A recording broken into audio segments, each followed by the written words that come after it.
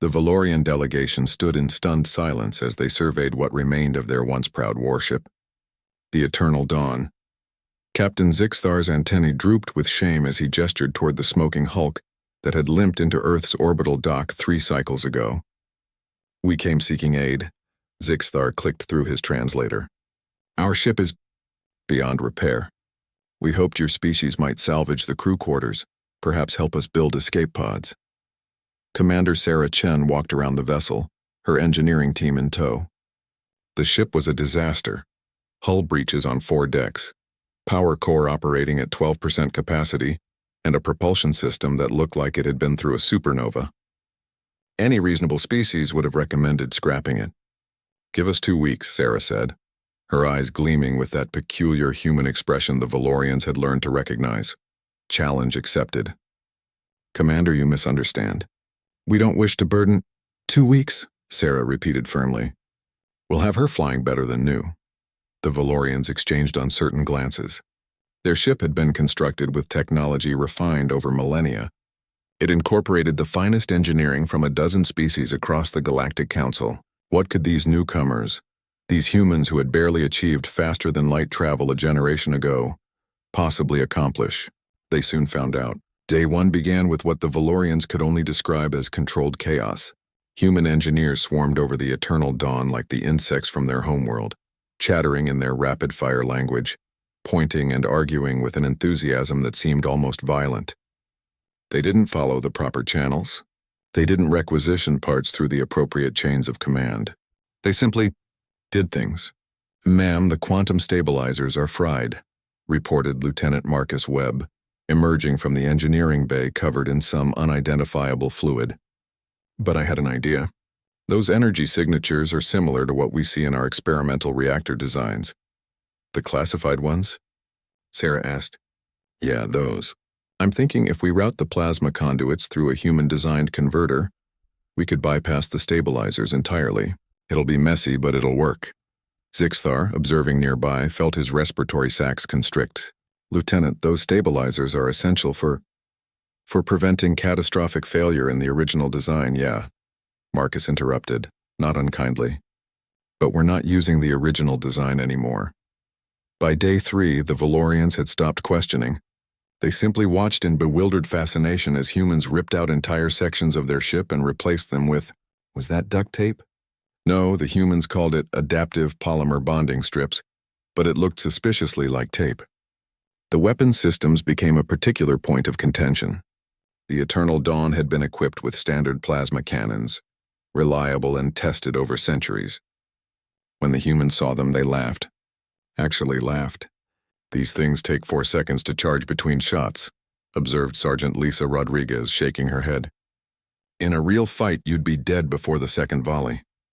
"Those weapons have served the Galactic Council for—" Zixthar began. "Here's what we're gonna do," Lisa continued, pulling up a holographic schematic. "We retrofit these with rapid cycle capacitors from our railgun designs. Then we add a rotary mounting system, stolen from our old fighter jets' classic design, and suddenly you've got sustained fire capability. Oh, and we're adding kinetic impactors as backup.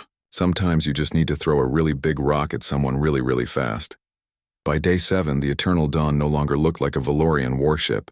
Sections of human-designed armor plating covered the hull breaches, giving it a patchwork appearance that would have horrified any Galactic Council inspector.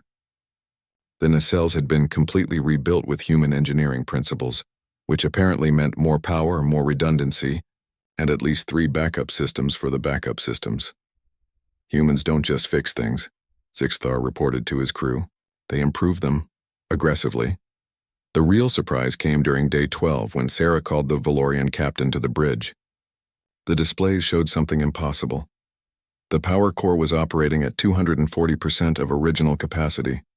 The shields were generating fields that shouldn't exist according to Valorian physics. And the weapons made Zixthar's combat implants tingle with anticipation.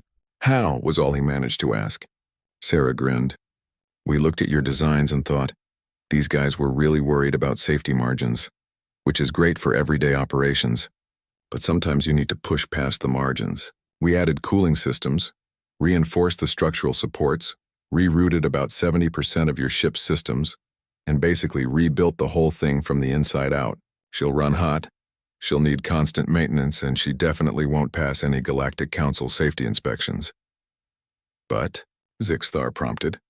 But she'll outrun, outgun, and outlast anything else in her class. Probably 2 classes above her, honestly.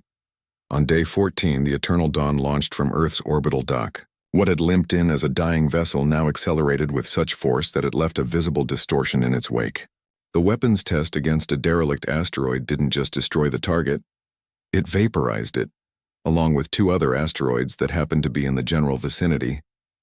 Zixthar stood on his bridge, watching the impossible performance metrics scroll across his displays. His ship could now travel faster, hit harder, and survive longer than the Galactic Council's flagship. All because humans had looked at advanced alien technology and thought, nice start, but we can make it better. Commander Chen, he said over the comm channel, how can we ever repay this debt? Sarah's response came with that distinctive human sound, laughter. Just do us a favor. When the Council asks how you got a ship this powerful, tell them humans built it. We're new to the galactic community and we want everyone to know. We don't just fix things, we make them better. And if anyone has a problem with that, well, they're welcome to take it up with the Eternal Dawn. As the ship jumped to FTL, tearing through space-time with an efficiency that would make Galactic Council scientists weep, Zixthar finally understood what the other species had whispered about humanity. They were dangerous not because they were warriors, but because they were tinkerers. Give a human something broken, and they'd return it better than it ever was before. The galaxy Zixthar realized was about to change, and humanity was holding the wrench.